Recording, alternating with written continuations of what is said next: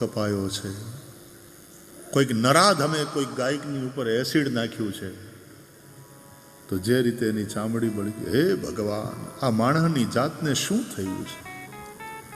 ધીમે ધીમે રાક્ષસ થતો અને કૃતજ્ઞતા તમને રાક્ષસ કરી નાખશે. સમાજ પ્રત્યે કૃતજ્ઞ ન બનો, પોતાના પરિવાર પ્રત્યે કૃતજ્ઞ ન બનો, પોતાના રાષ્ટ્ર પ્રત્યે કૃતજ્ઞ ન બનો, માનવતા પ્રત્યે કૃતજ્ઞ ન બનો. માનવ બનીને માનવોની હિંસા, આતંકવાદ, પછી તમારો ધાર્મિક, તમારો મઝહબી એજન્ડા હોય કે તમારો પોલિટિકલ એજન્ડા હોય, પણ આ કૃતજ્ઞતા માણસને રાક્ષસ બનાવે છે. અને આવા રાક્ષસોના પાપ જ્યારે વધે ત્યારે પૃથ્વીથી એ સહન થતું નથી. કૌન ભૂમિ સે ભારી? પાપ ભૂમિ સે ભારી. ત્યારે ધર્મની ગ્લાનિ થાય.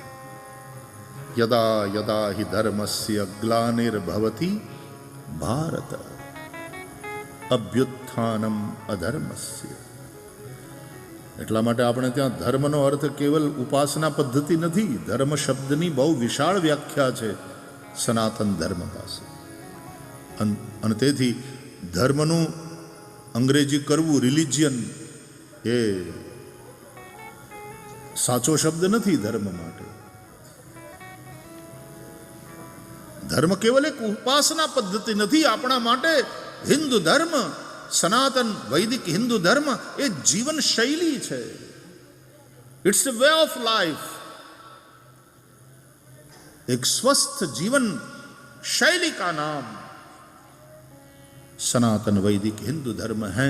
एक ऐसी स्वस्थ जीवन शैली जहां हार्मनी है, एक संवादिता है. व्यक्ति के अपने वैयक्तिक जीवन में संवादिता, वाणी, वर्तन અને વિચારમાં સંવાદિતા.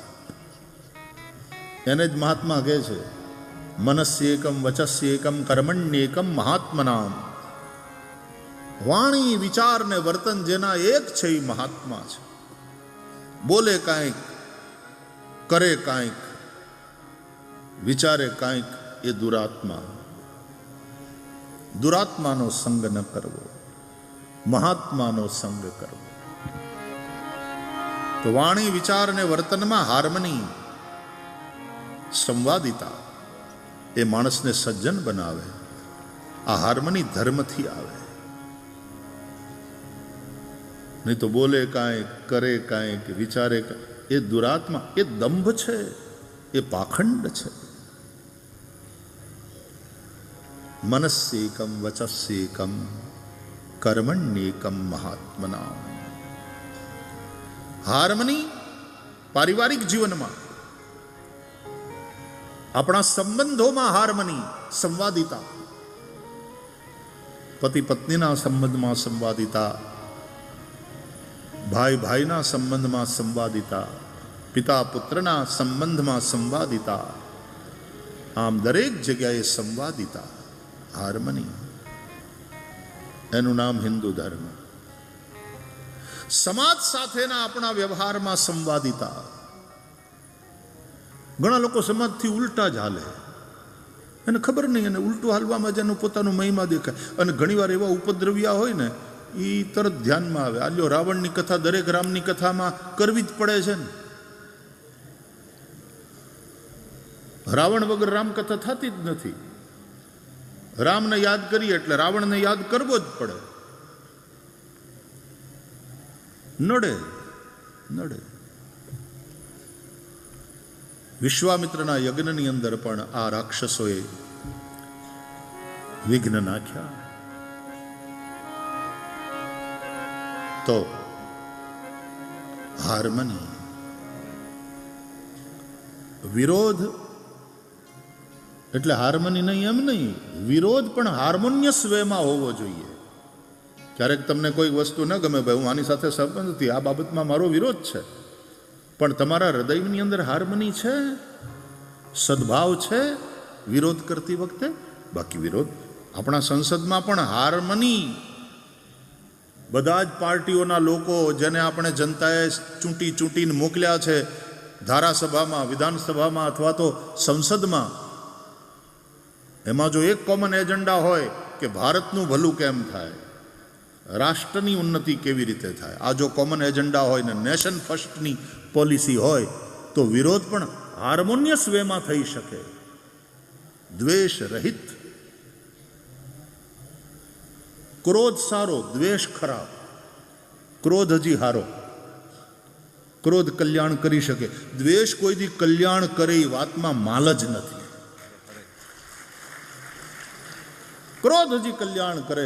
ગુરુનો ક્રોધ શિષ્ય ઉપર, શિષ્યના ભલા માટે. મા બાપનો ક્રોધ પોતાના સંતાન ઉપર, સંતાનના ભલા માટે. અરે ઇવન ભગવાન ક્રોધ કરે છે, નહીં તો એ શાંતાકારમ કહેવાય છે. આપણે સ્તુતિ કરીએ છીએ, શાંતાકારમ ભુજગશયનમ પદ્મનાભમ સુરેશમ શાંતમ શાશ્વતમ અપ્રમેય મનગમ નિર્વાણ શાંતિપ્રદમ. એવા ભગવાન પણ ક્રોધ કરે છે. કૃષ્ણ પરમાત્માએ ક્રોધ કર્યો, કાલી નાગને નાથ્યો, એને દંડ આપ્યો. તો કાલી નાગની પત્નીઓ ભાગવતમાં ભગવાનની સ્તુતિ કરે છે અને ત્યારે કહે છે, ક્રોધોપિ તેનુગ્રહમેવ સંમતઃ.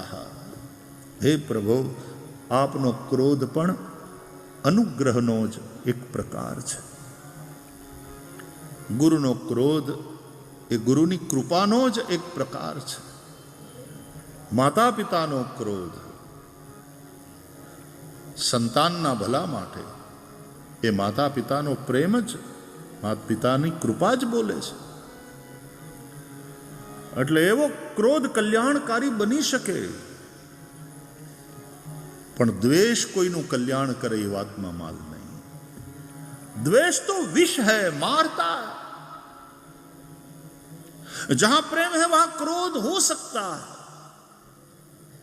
लेकिन जहां द्वेष है, द्वेष तो विष है, प्रेम अमृत है. એટલે દ્વેષ નહીં. પ્રેમ અને દ્વેષ બંને અઢી અક્ષરના જ શબ્દ છે, પણ એક અમૃત છે અને એક વિષ છે. એક જીવન આપે છે અને દેશ તો એવી વસ્તુ છે કે બળે ને બાળે. દ્વેષ ખરાબ. એટલે હાર્મની છે, સંબંધોમાં હાર્મની છે.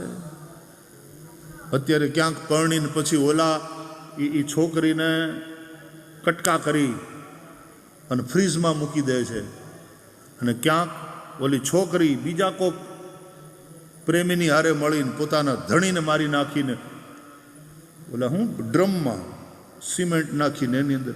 ये क्या है? इंसान किस तरह का राक्षस हो रहा है? ધર્મના અભાવમાં. હું ધર્મના અભાવમાં કહું છું. જે ધર્મ અમૃત છે, જે ધર્મ. ગઈકાલે પણ થોડી ચર્ચા કરી હતી કે બધા જ પ્રકારની બેવકૂફીઓમાં ધાર્મિક બેવકૂફી સૌથી વધારે ખતરનાક છે. ધર્મને સમજવામાં જ્યારે માણસ ભૂલ કરે ત્યારે બહુ નુકસાન કરે છે. નહીં તો ધર્મ સમાધાન છે, પણ कट्टरता धर्म ने समस्या बनावी दे છે. कल भी थोड़ी चर्चा हुई थी, धर्म का संबंध कट्टरता से नहीं, धर्म का संबंध करुणा से है. करुणा से. એટલે ચુસ્ત તમે ધાર્મિક બનો, ચુસ્ત સનાતની બનો, કટ્ટર નહીં. જ્યાં કટ્ટરતા છે ત્યાં કઠોરતા છે, અને કઠોરતા તોડી નાખશે. કઠોરતા કોકને મારે ખરી, કોકને વાગે ખરી, પણ એક સમયે કઠોરતા પોતે સમાપ્ત થાય. सनातन धर्म टक्यो છે. सबसे वैसे पुरातन क्या कहना उसको, ये भी सही शब्द नहीं है, क्योंकि सही शब्द ही है सनातन. क्योंकि ये पुरातन भी नहीं है, ये नूतन भी नहीं है, ये बहती नदी की भांति है. ये सनातन है, इटर्नल. અને તેથી આ ધર્મ હતો, આ ધર્મ ટક્યો છે અને આ ધર્મ ટકશે. એનું કારણ એના મૂલ્યો, એની ઉદારતા, એની સહિષ્ણુતા. કટ્ટરતા નહીં પણ કરુણા, દયા ધર્મ કા મૂલ હૈ. પ્રાણી માત્ર પ્રત્યેની દયા. ગઈકાલે આપણે થોડી ચર્ચા કરી હતી કે ભાગવતના આ ત્રણ જ સંદેશ મુખ્ય છે. માણસનો વ્યવહાર બીજા માણસો સાથે કેવો હોવો જોઈએ, માણસનો વ્યવહાર मनुष्येतर जो जीव सृष्टि है उसके साथ कैसा होना चाहिए और मनुष्यों का व्यवहार प्रकृति के साथ कैसा होना चाहिए. ભાગવત આ 3 સંદેશ આપે અને એટલા માટે ભાગવતનો આ સંદેશ આજે પણ સમીચીન છે. ઉલટાનો આજે તો વધારે પ્રાસંગિક છે, વધારે મહત્વનો છે. કારણ કે અત્યારે જે રીતે પર્યાવરણને લગતી સમસ્યાઓ ઊભી થઈ રહી છે, એક પ્રાકૃતિક સંતુલન ખોરવાઈ રહ્યું છે, ઋતુઓ બધી ડિસ્ટર્બ થઈ ગઈ. અમારે યજ્ઞ ઇત્યાદિ હોય, પૂજા ઇત્યાદિ હોય તો દેવતાઓને એવી પ્રાર્થના કરવામાં આવે, કાલે વર્ષતુ પર્જન્ય પૃથ્વી શસ્યશાલિની દેશોયમ ક્ષોભરહિત બ્રાહ્મણા સંતુ નિર્ભયા વા સજ્જના સંતુ નિર્ભયા काले वर्षतु पर्जन्य. समय पर वर्षा हो, पर्याप्त मात्रा में वर्षा हो और वो समय पर, नहीं तो मावठा कहेवाय. જો દિવાળી પછી આટલા દિવસ ગયા, અઠવાડિયું વહી ગયું, એ પછી જે પાછી જમાવટ થઈ, ચોમાહાને કેવું પડ્યું, તમે તો વયા ગયા હતા ને, એટલે જાણ મહેમાન ને કે ટ્રેન ચૂકી ગયો એટલે પાછા આવ્યા. તમે ચોમાહું પાછું આવ્યું, કેવી ચિક્કાર વર્ષા. એને કેટલું મોટું નુકસાન કર્યું ખેડૂતોનું. એ ધરતીનો છોરો, એ કિસાન આટલો પરસેવો પાડે અને પછી આવા માવઠા થાય, આ પ્રકારની વર્ષા થાય તો કેટલું મોટું નુકસાન થાય છે. એટલે એવું માગવામાં આવે દેવતાઓ પાસે, કાલે વર્ષતુ પર્જન્ય, समय पर वर्षा हो, पर्याप्त मात्रा में, सुनिश्चित मात्रा में समय पर वर्षा, पृथ्वी धन धान्य से समृद्ध हो, देश क्षोभ रहित हो और सज्जन निर्भय हो. સાચી વાત કહેવામાં એને કોઈની બીક ન હોય. બ્રાહ્મણા સંતુ નિર્ભયા, સજ્જના સંતુ નિર્ભયા, નિર્ભય હો.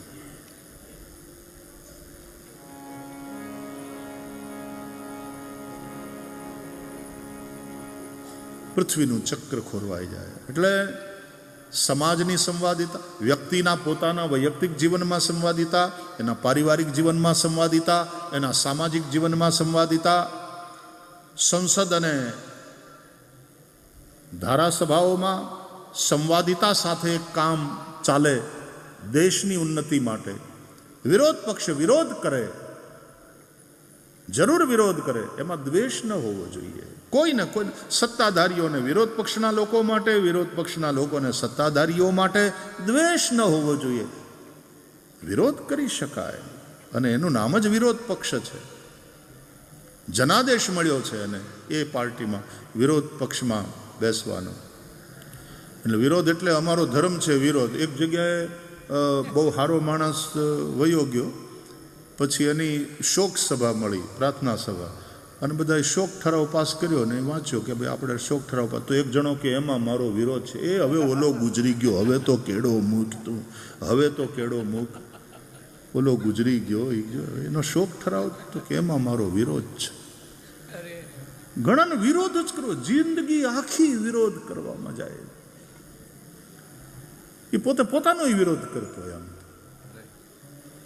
વિરોધનો અર્થ છે કંઈક ખોટું થતું હોય ત્યારે વિરોધ કરવો, કોઈ ખોટી દિશામાં જતું. હા, દરેક પાર્ટીની પોતાની એક વિચારધારા હોય છે અને તેથી વિચારધારાથી વિરુદ્ધની કોઈ વાત થાય એટલે વિરોધ કરે, સ્વાભાવિક છે. પણ દ્વેષ નહીં, એક સંવાદિતા. વિરોધ પણ સંવાદિતા પૂર્ણ હોય. પતિ પત્નીની વચ્ચે લડાઈ થાય પણ એ લડાઈ કેવી પ્રેમપૂર્ણ હોય છે. રામ અને સીતા બાંધ્યા, બોલો, પતિ પત્નીની વચ્ચે લડાઈ થઈ. આપણે ત્યાં તો એના માટેના લોકગીતો બન્યા છે. જય શ્રી કૃષ્ણ. રામ સીતા બાંધ્યા, પણ એમાંય એ લડાઈ, એ ઝઘડાના ગીતો રચાયા એની અંદર પણ કેટલા પ્રેમની સંવાદિતા બોલે છે. લવિંગ કેરી લાકડીએ રામે સીતાને માર્યા જો. મરાય? પતિએ મરાય? પત્ની ઉપર હાથ ઉપાડાય? અને હવે અટાણના ટાઈમમાં ઉપાડી તો જોવે, પોલીસ ઉપાડી જાય, ઓલી ફોન કરે તો. સંવાદિતા ખોવાણી. અને આ ગીતમાં છે કે લવિંગ કેરી લાકડીએ રામે સીતાને માર્યા જો, અને ફૂલ કેરે દડુલીએ સીતાએ વેર વાળ્યા જો. હા, પંક્તિઓ જુઓ તમે કે લવિંગ કેરી લાકડીએ રામે સીતાને માર્યા લાકડીએથી. કઈ લાકડી? લવિંગની. લવિંગ કેવડું, વાત કેવી. લવિંગ કેરી લાકડીએ રામે સીતાને માર્યા જો, અને ફૂલ કેરે દડુલીએ સીતાએ વેર વાળ્યા જો. ફૂલ કેરે દડુલીએ પાણો મારે પત્ની. બોલો, કાપી નાખીને ડ્રમમાં નાખી દે ને ઉપર સિમેન્ટ નાખી દે. આ નારી શક્તિ થોડી, આ તો રાક્ષસી છે. ક્યારેક પુરુષ રાક્ષસ બને છે, ક્યારેક સ્ત્રી રાક્ષસ. આમાં કોઈ સેક્સ ડિસ્ક્રિમિનેશન છે જ નહીં, જેન્ડર ડિસ્ક્રિમિનેશન એમાં છે જ નહીં. સ્ત્રી હોય કે પુરુષ, દરેકની અંદર આસુરી વૃત્તિનો પ્રવેશ થાય. તેથી રામાયણમાં ખાલી રાવણની વાત નથી, એમાં શૂર્પણખાની પણ વાત છે. ભાગવતમાં ખાલી કંસની વાત કે અઘાસુર કે બકાસુરની વાત નથી, પૂતનાની વાત પહેલા આવે છે. એટલે એમાં સ્ત્રી હોય કે પુરુષ, અંદર જ્યારે આસુરી વૃત્તિ પેદા થાય અને પછી જે કામ કરે, જે પછી ઉપદ્રવ કરે, એવાને સમાપ્ત કરવા જ પડે. તો વૈયક્તિક જીવનમાં સંવાદિતા, પારિવારિક જીવનમાં સંવાદિતા, સામાજિક જીવનમાં સંવાદિતા. જ્ઞાતિઓ એટલી લડે. જ્ઞાતિના તો મને તો ઘણા બહેનોને મેં એમ કહેતા સાંભળ્યા છે, જ્યારથી આ જ્ઞાતિના સંસ્થામાં જોડાયા ને ત્યારથી કોઈ દી ધરાઈને ધાન ખાધું નથી નિરાતે. ઘરના જ ધાન ખાવાના, પણ કોઈ દી નિરાતે જમ્યા નથી. આખો દિવસ ઝઘડાની જ વાલતી હોય, ફોનમાં તે જ બધા ઝઘડાની, ઓલાએ આમ કર્યું, આપણે એને પાડી દેવો, આનો વિરોધ કર્યો. એ હું કામ પણ હખણા રહ્યો ને. મુંબઈની અંદર ગુજરાતી નાટ્યભૂમિની દુનિયામાં એક નાટક ચાલ્યું ઘણા બધા વખત, છોડે રેજો રાજ. ફિલ્મે આવી હતી એવી, લગભગ ફિલ્મ હતી આ ટાઇટલ ગુજરાતીમાં, છોડે રેજો રાજ. કે ગીત હતું? શું હતું? મને તો કાંઈ બહુ ખબર ન પડે. ગઈકાલે આ લાલો ફિલ્મવાળી આખી બધી ટીમ આવી હતી અહીંયા, તો લાલો અને કૃષ્ણ ભગવાનની વાતો કેટલી સરસ રીતે લોકોએ વધાવી. મને બધી માહિતી એ લોકોએ આપી. તો જોડે રેજો રાજ એવું હતું કંઈ. તો એના આધારે આમ કહેવાનું મન થાય, હખણા રેજો રાજ, હખણા રેજો રાજ. કેવા બાંધે, પણ કેવા બાંધે. હા, ફરીથી કહું છું, વિરોધ કરવો જોઈએ. જ્યાં ખોટું થતું હોય ત્યાં વિરોધ કરવો જોઈએ, પણ એ વિરોધ દ્વેષયુક્ત ન હોવો જોઈએ. સમાજના ભલા માટે, પરિવારના ભલા માટે, રાષ્ટ્રના ભલા માટે તમે વિરોધ કરો તો એ વિરોધ પણ પ્રેમપૂર્ણ અને હાર્મોનિયસ હોવો જોઈએ, સંવાદિતાપૂર્ણ. તો વૈયક્તિક જીવનમાં સંવાદિતા, પારિવારિક જીવનમાં સંવાદિતા, સામાજિક જીવનમાં સંવાદિતા, રાષ્ટ્રીય જીવનમાં કે રાજનીતિક જીવનમાં એક સંવાદિતા, અને વૈશ્વિક જીવનમાં કેવા વિશ્વના દેશો બાંધે છે અટાણે. આપણને ત્રીજું વિશ્વયુદ્ધ જોતું નથી, પણ આપણને ક્યારેક આમ ભણકારા વાગે ને બીક લાગે કે એ હળગ્યું, એ હળગ્યું, એ હળગ્યું. પહેલું વિશ્વયુદ્ધ જે રીતે શરૂ થયું, શરૂઆત બહુ નાનકડી હોય, અમથી વાતમાંથી આપણને એમ થાય આટલી નાનકડી વાતમાં વિશ્વયુદ્ધ સુધી વાત પહોંચે. સેકન્ડ વર્લ્ડ વોરની હિસ્ટ્રી વાંચો,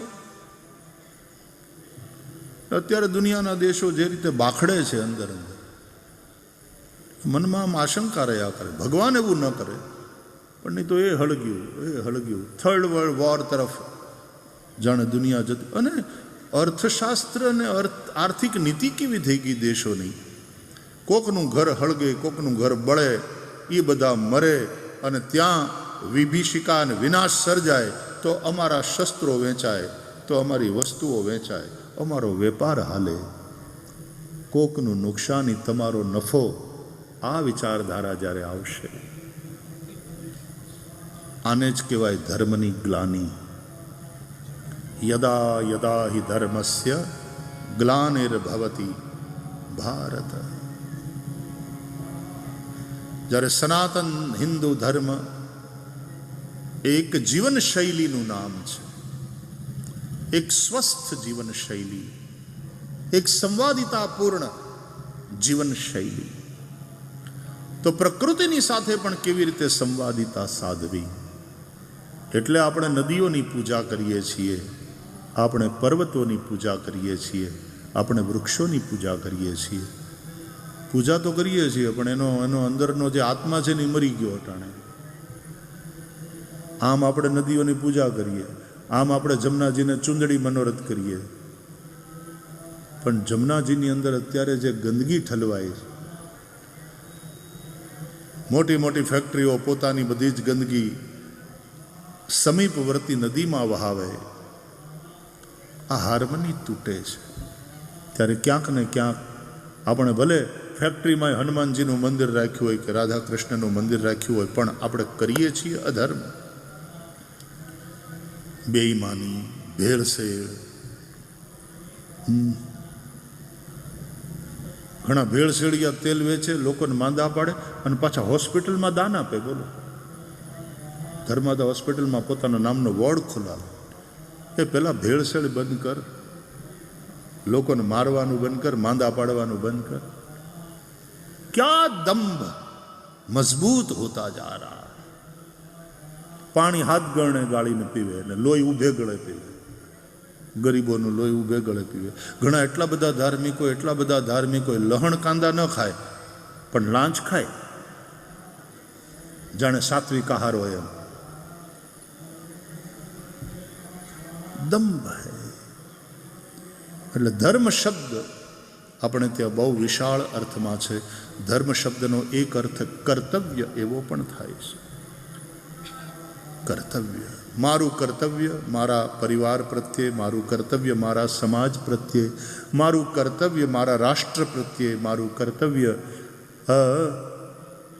માનવતા પ્રત્યે, મારું કર્તવ્ય પ્રકૃતિ માતા પ્રત્યે. કર્તવ્ય કર્તવ્ય આ કર્તવ્યનું પાલન, એનું નામ ધર્મ.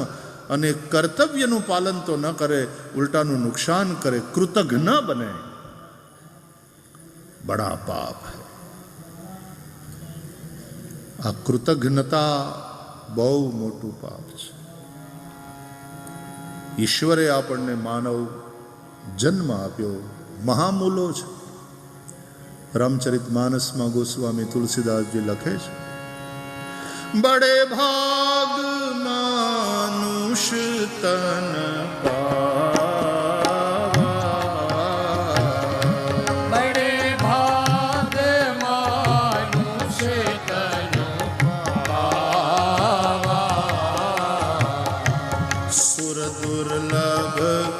सब ग्रंथ निगावा,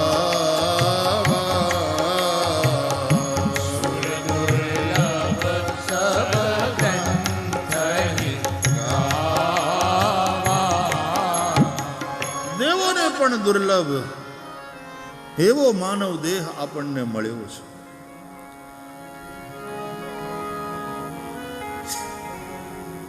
એ માનવ દેહનો ઉદ્દેશ્ય વિષય ભોગ નથી. એહી તન કર ભલ વિષયન ભાઈ, સ્વર્ગ સ્વલ્પ અંત દુઃખદાયી. વિષય ભોગ નથી આ માનવ શરીરનો ઉદ્દેશ્ય. શરીર માધ્યમ ખલુ ધર્મ સાધનમ. શરીર એટલા માટે મળ્યું છે કે આપણે ધર્મ, આ સાધન છે. ધર્માચરણ માટેનું સાધન છે. અને ફરીથી ધર્મ એટલે માત્ર ઉપાસના પદ્ધતિ નહીં, ધર્મ એટલે કર્તવ્ય, ધર્મ એટલે સ્વસ્થ જીવનશૈલી. અને એવા એ શરીરથી હાર્મની તૂટે એવું કંઈક કરવું, એવા એ શરીરથી કૃતજ્ઞતા કરવી પાપ છે. કૃતજ્ઞ બનો. ગઈકાલે આપણે ગીતા જયંતિ ઉજવી, ચર્ચા આપણે કરી. વૈશ્વિક ગ્રંથ છે, ભગવદ્ ગીતાનો જ શ્લોક છે. આપણે સૌ ગાઈએ, ચાલો એકવાર. બધાને ગીતા તો કંઠસ્થ નહીં હોય તો હૃદયસ્થ તો છે જ. ગાઈશું, સૌ ગાઓ. સહયજ્ઞ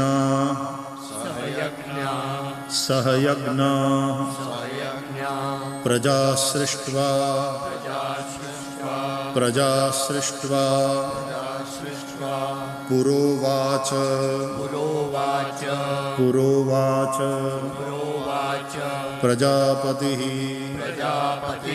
પ્રજાપતિ અનેન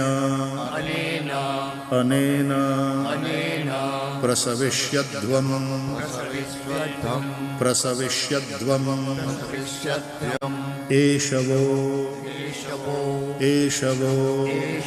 સ્ત્વિષ્ટકામધુક. કહે છે પ્રજાપતિએ, બ્રહ્માજીએ આ સૃષ્ટિની રચના કરી.